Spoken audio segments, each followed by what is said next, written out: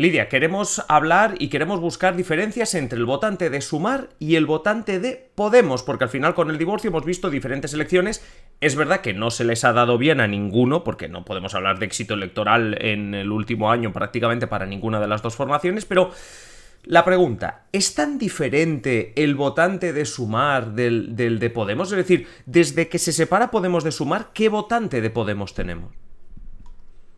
Bueno, pues es un poco complicado de distinguir, o lo era un poco hasta ahora, porque en las encuestas, primero no tenemos a nadie que pueda decir que votó a Podemos por un lado o a Sumar en las elecciones generales, entonces nos tenemos que guiar un poco por la intención de voto que tendrían ahora, y también porque en general hasta hace unos meses Sumar mantenía mucho a este electorado de julio, pero con los meses, las diferentes elecciones y sobre todo el distanciamiento con Podemos ha hecho que esta división sea cada vez más palpable en los votantes y ya podemos distinguir en las encuestas a estos dos tipos de electorado.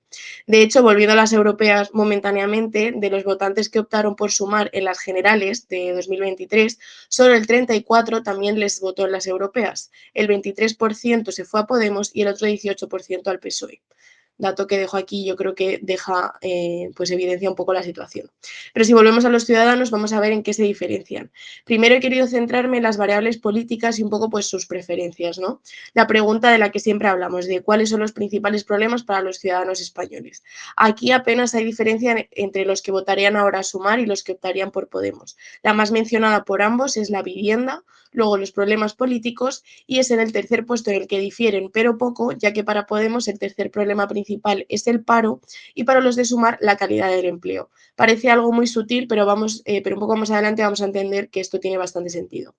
También en otra pregunta, por la preocupación, por ejemplo, por el cambio climático, que podríamos decir que es uno de los temas de los que hablan estos partidos, se muestran muy preocupados en ambos electorados por esta cuestión. Sobre los sentimientos que les genera la política, también coinciden mencionando principalmente que les genera interés y compromiso, aunque también irritación y desconfianza. Aunque a pesar de estos dos sentimientos más negativos, ambos tienen una alta probabilidad de ir a votar, no están desmovilizados en principio. De 1 a 10 irían a votar de media en un 9,5, o sea que bastante movilizados. E ideológicamente pues también son muy similares. En una media ideológica tenemos en el 2 a Podemos y en el 2,6 a Sumar. En la valoración a los líderes es cierto que en Sumar valoran mejor a Pedro Sánchez que en Podemos y evidentemente pues también a Yolanda Díaz, que entre su electorado se sitúa en el 7,5 sobre 10 y en Podemos se queda en el 5 raspado. Bueno, hasta ahora lo que tenemos son muchas semejanzas, pero cuéntanos, Lidia, ¿en qué se diferencia el votante de Sumar del votante de Podemos?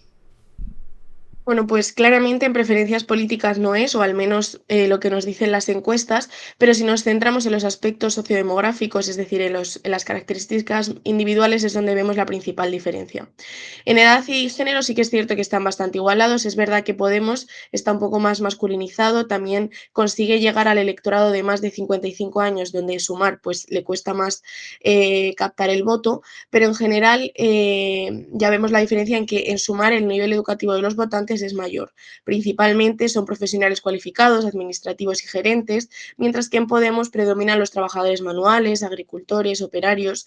De hecho, es más habitual que en los votantes de Podemos digan sentirse de la clase baja o trabajadora, mientras que en Sumar se identifican más con la clase media o la clase media baja.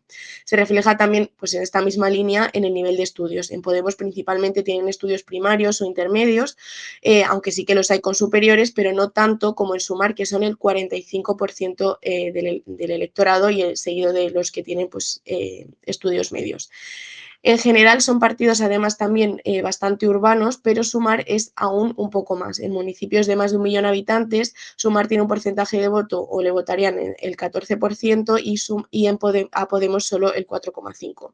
Por lo tanto, las diferencias están principalmente en el perfil individual del votante, cuando sus preferencias a priori son bastante similares, aunque quizá la manera de convencerles o de llegar a ellos es también diferente.